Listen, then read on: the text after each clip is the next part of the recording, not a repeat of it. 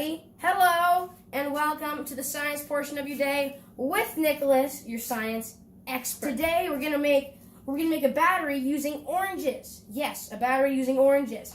Then we're going to make a lava lamp using vinegar and baking soda. So this is a very important trick for when the power is out. Let's say you need some electricity. This can make a little bit of light if you need to, but today we're gonna just show you that it makes electricity.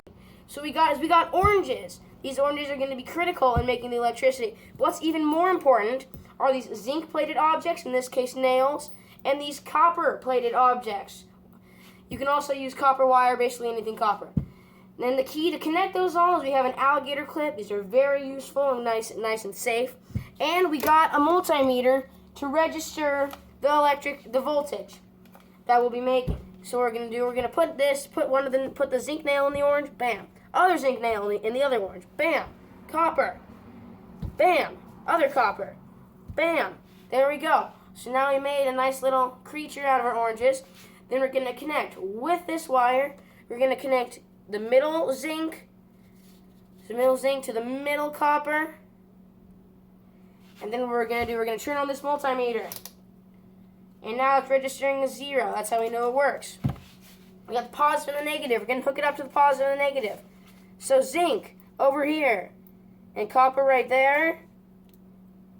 We have made power. As you can see on the multimeter, there is approximately 1.3 volts.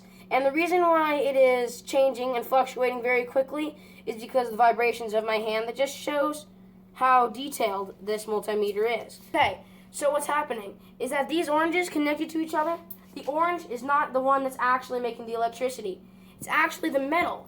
What happens when you put the nails into the orange, has high acidity, so the zinc becomes oxidized, releasing energy in the form of power.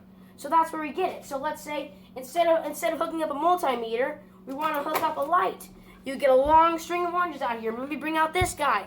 We got more oranges, we hook them together, we got lights, and then we can do a fan if it gets hot. See? So just in case you need electricity, we got oranges. So keep in mind, everybody, orange battery. Enjoy it. Okay, everybody, right now we're going to make a lava lamp. So see, we got some common household things. We got vinegar. We got a random jar. You can use a bottle. You can use anything, preferably something that's clear. Then we got vegetable oil. You can use any type of oil, but I recommend this. It's very cheap and sometimes find it at the dollar store. And then we got a bit of baking soda and some food coloring, and then this so we can mix the vinegar and food coloring. So what we're going to do, we're going to fill this up with a bit of oil. Going to fill the jar. There we go. So there we go. Now we got some oil in the jar. Okay, oil. And then in a separate container, we're going to mix, in this container, we're going to mix some vinegar. So there we go, we got your vinegar. And then some food coloring. So for this, I'm going to use red. And you know what, let's just throw in some yellow for good measure. And then we're going to mix it up. You can use anything to mix it up. Just going to use this brush. So see, we got our colors right there, y'all. And then we're going to slowly pour it into the jar with the oil. But don't worry, that's not the best part yet. So there we go. You can see those are the bubbles that will soon start moving when we add the baking soda. So we're just going to pour the rest of this in, actually. Okay, guys, we got our water. This is a little bit of water here, room temperature, I found works well. Then we're going to get this baking soda, put in a little bit of baking soda in. Probably, for this amount, I'd say probably about 2 tablespoons. And we're going to pour it in very slowly. Because what it's going to do is it's going to start foaming up, so be ready. But hopefully you didn't put too much vinegar in the jar so that it has room to foam up. So here we go. And then now take a look. Look at that, guys. That is a lava lamp.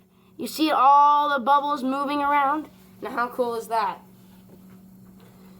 So now whenever you want to activate it, you can just add more baking soda. But there we go, we got our lava lamp. So let's just sit here and watch it for a little bit.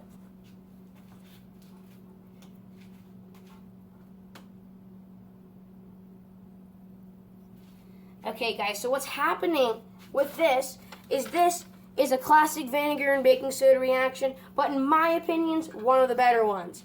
So what's happening is they react with each other because they exchange atoms. This is classic with the law of conservation of mass, which says you cannot create and destroy mass, but you can move it to new places and change it into new forms.